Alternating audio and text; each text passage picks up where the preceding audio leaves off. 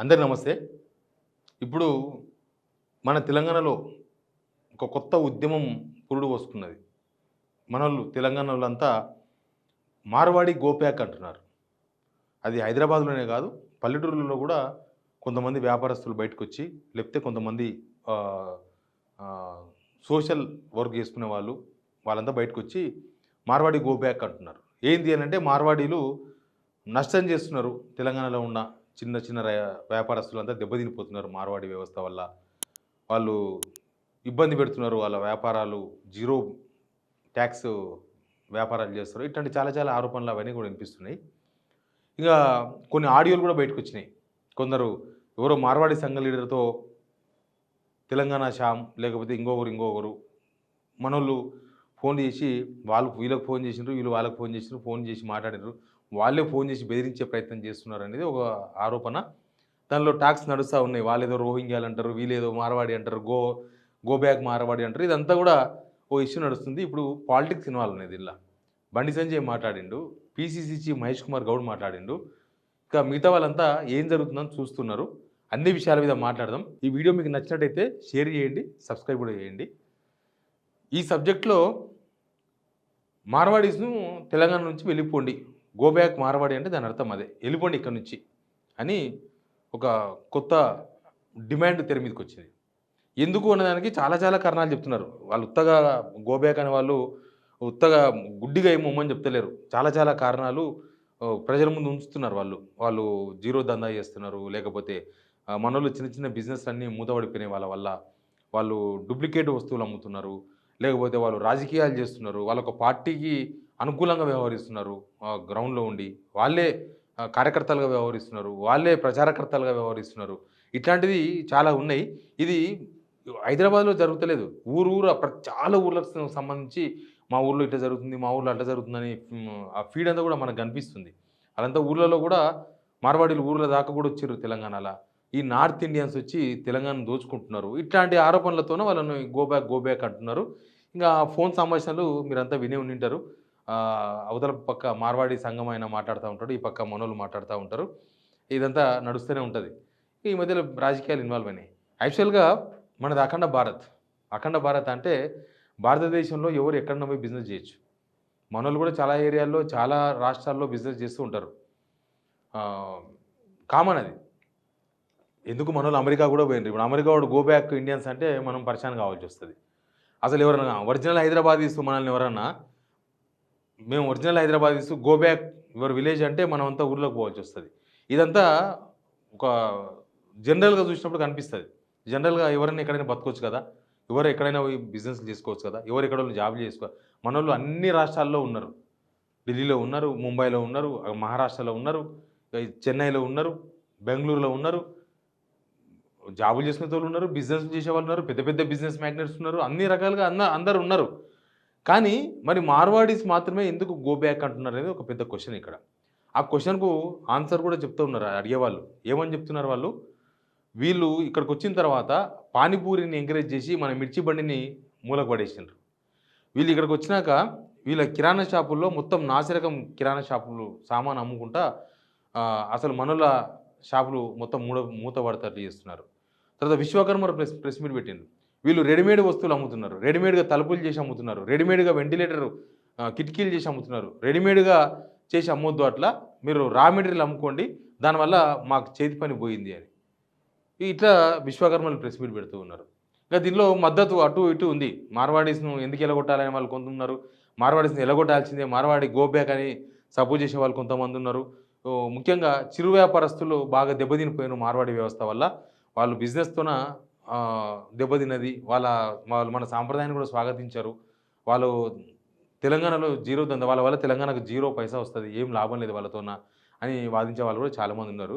But దీనిలో ఒక opinion అయితే రావాల్సిందే. ప్రభుత్వం చూస్తుంది. నిజానికి ఇది ఒక పెద్ద ఇష్యూ. ఇదంత ఈజీగా సద్దుమణిగిపోతది. ఎవరికి వాళ్ళు ఏదో పోలీసులు బెదిరిస్తే ఆగిపోయే ఉద్యమంలాగా కనిపిస్తలేదు.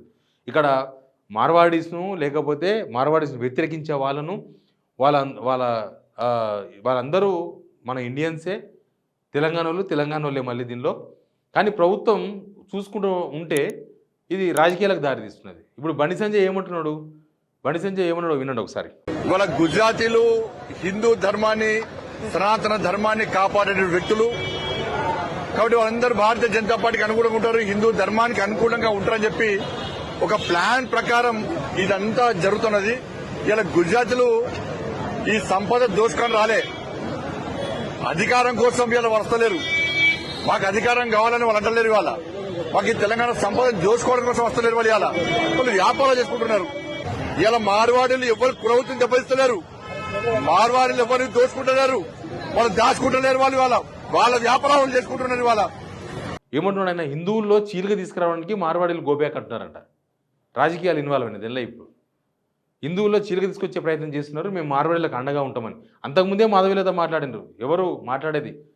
రోహింగ్యాల గురించి మాట్లాడుతున్నారు. బీజేపీ వాళ్ళు కూడా రోహింగ్యాల గురించి మాట్లాడుతున్నారు. రోహింగ్యాల మీద మాట్లాడరు కానీ మీరు మార్వాడి మీద మాట్లాడతారని. ఆ రోహింగ్యాలను అణిచివేయాల్సింది, రోహింగ్యాలు రాకుండా చేయాల్సింది కూడా సెంట్రల్ గవర్నమెంట్ బీజేపీ 13-12 సంవత్సరాల నుంచి ఉన్నారు కాబట్టి వాళ్ళే చేయాలి. బట్ ఇక్కడ రోహింగ్యాల మీద ఎవరికి ప్రేమ లేదు. రోహింగ్యాలు ఉండకూడదు అనేదే అందరి కోరిక.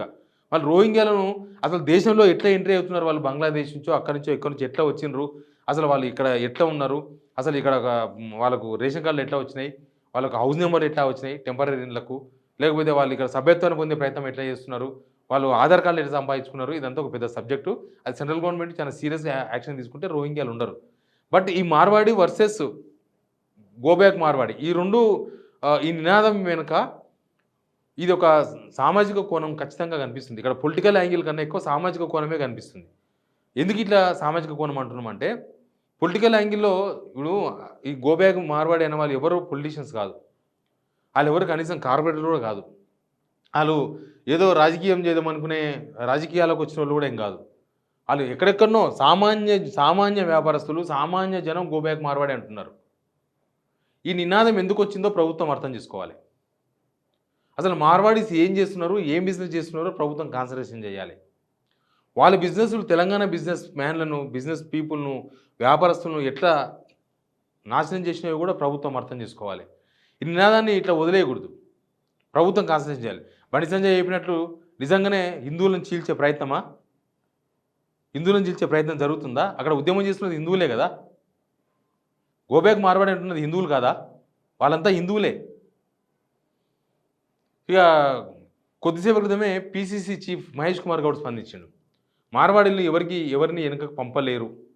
ఇక బండి సంజయ్ మాట్లాడిందేమో అసలు ఇదంతా కాంగ్రెస్ ఉంది, వెనుక బీఆర్ఎస్ ఉంది, వీళ్ళే మార్వాడిని గోబ్యాక్ మార్వాడి అని నినాదం తీసుకొచ్చిండ్రు, వీళ్ళే ఈ పంచాయతీ పెడుతున్నారు, హిందువులు చీల్చే కుట్ర ఇదంతా అంటే మార్వాడీస్ బీజేపీ వైపు ఉన్నారని చెప్పదలుచుకున్నారా వీళ్ళు ఓపెన్గా?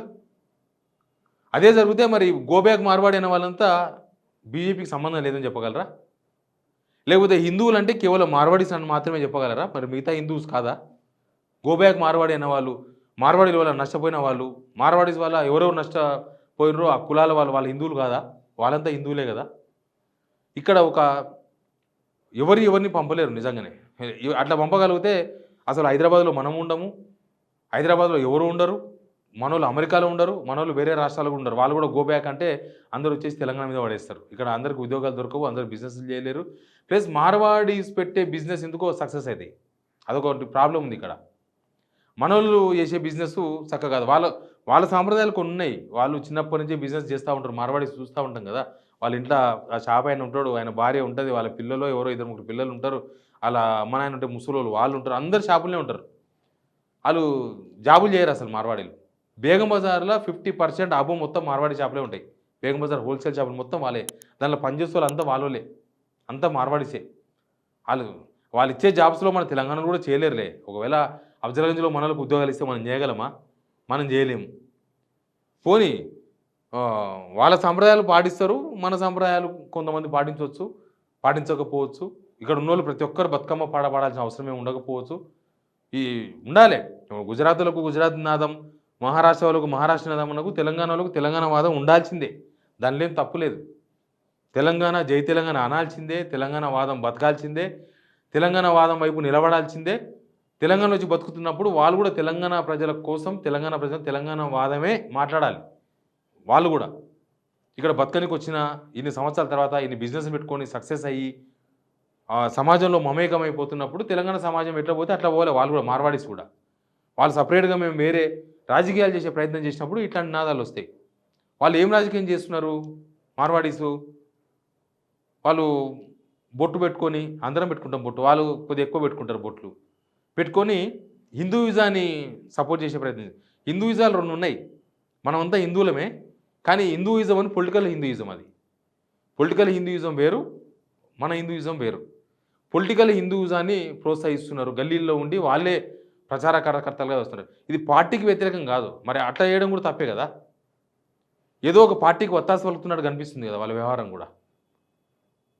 ఇప్పుడు వ్యతిరేకించే వాళ్ళు ఎవరు? వాళ్ళ రాజకీయానికి బీజేపీకి మద్దతు తెలుపుతున్నారని వ్యతిరేకిస్తున్నారు. ఈ విషయాన్ని బీజేపీ అర్థం చేసుకోవాలి.